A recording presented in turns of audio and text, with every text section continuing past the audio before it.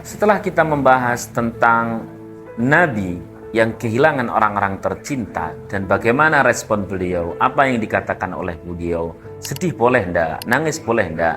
Seperti pada video sebelumnya, Rasulullah berkata, pada saat putra-putrinya Allah ambil, beliau berkata, innal uyun yabkun, mata bisa menangis, wal qulub yahzun, hati bisa bersedih, walakin lisan la aqulu illa ma yurdik, sedangkan lisan maupun perbuatan tidak akan mengeluarkan kecuali yang Allah ridhai.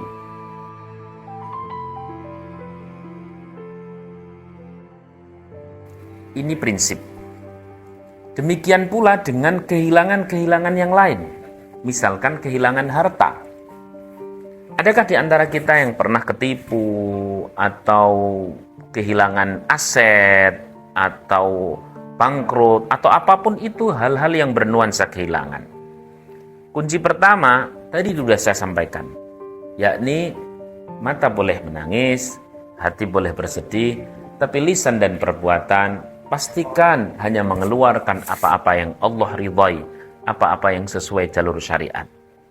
Pernah ada seorang sahabat namanya Suhaib. Itu beliau pada saat berangkat hijrah dari Mekah menuju Madinah, ternyata dihadang oleh orang-orang kafir Quraisy.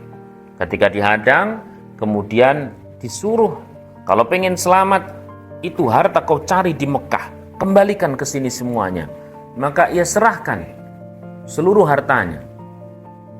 Begitu sampai Madinah, lapor Kanjeng Nabi, dan Nabi mengatakan, rahibas Suhaib, rabihas Suhaib, Suhaib beruntung, Suhaib beruntung. Ada sebuah kacamata iman yang seperti bertentangan dengan kacamata biasa. Dalam pandangan biasa, orang kehilangan harta itu rugi. Tapi dalam pandangan iman, boleh jadi itu adalah untung. Sebagaimana yang terjadi pada sahabat Suhaib. Ada seorang sahabat namanya Abdullah bin Jahsh. Beliau juga orang yang meninggalkan seluruh hartanya di Mekah demi mengikuti sang Nabi hijrah ke Madinah.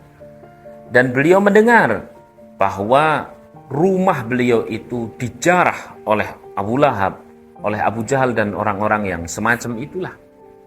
Nah, pada saat dijarah, kemudian Rasulullah juga memberikan respon. Apakah engkau ridha surga menjadi gantinya? Iya, wahai Rasul. Itulah kehilangan harta. Asal pastikan harta itu bukan harta yang kita gunakan untuk maksiat, yang dicarinya dengan cara-cara yang bukan maksiat, yang modalnya bukan kemaksiatan, maka kalau hilang sebenarnya keuntungan.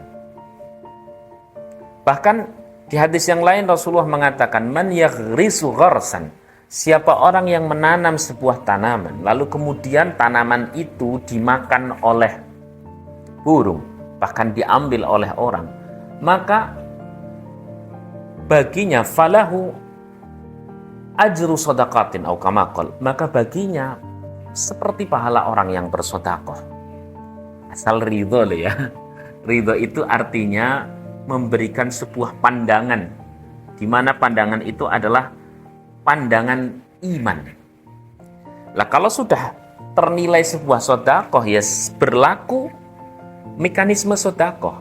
Apa itu mekanisme sedekah? Setiap yang keluar pasti Allah kembalikan. Bisa 10 kali lipat, bisa 700 kali lipat.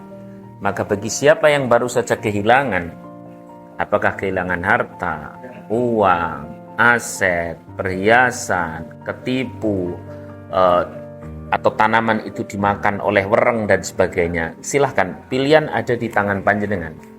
Mau kemudian menggunakan pandangan-pandangan bumi, yakni merasa rugi terus-menerus, sehingga sudahlah kehilangan uang, masih mau kehilangan bahagia. Sudahlah kehilangan uang, masih mau kehilangan otaknya.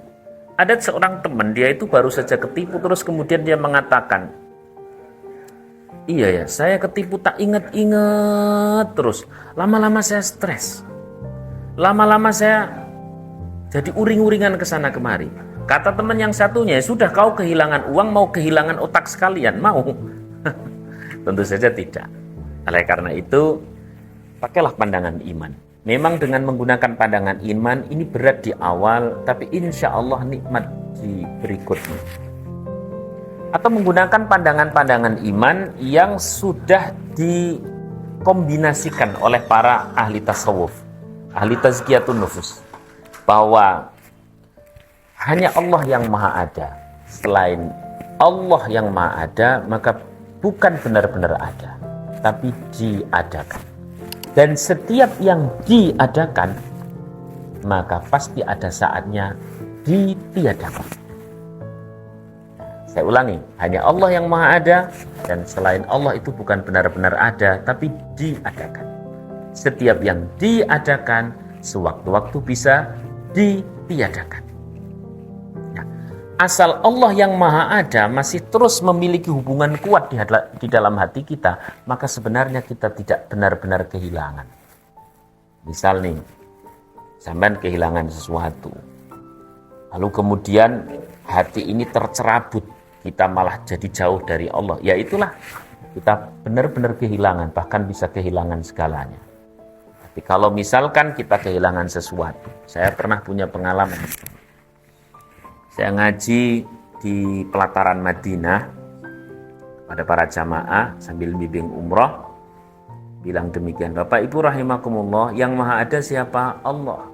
Selain Allah ada atau diadakan? Diadakan. Setiap yang diadakan bagaimana? Pasti sewaktu-waktu ditiadakan. Saya ngomong kayak gitu sore mas.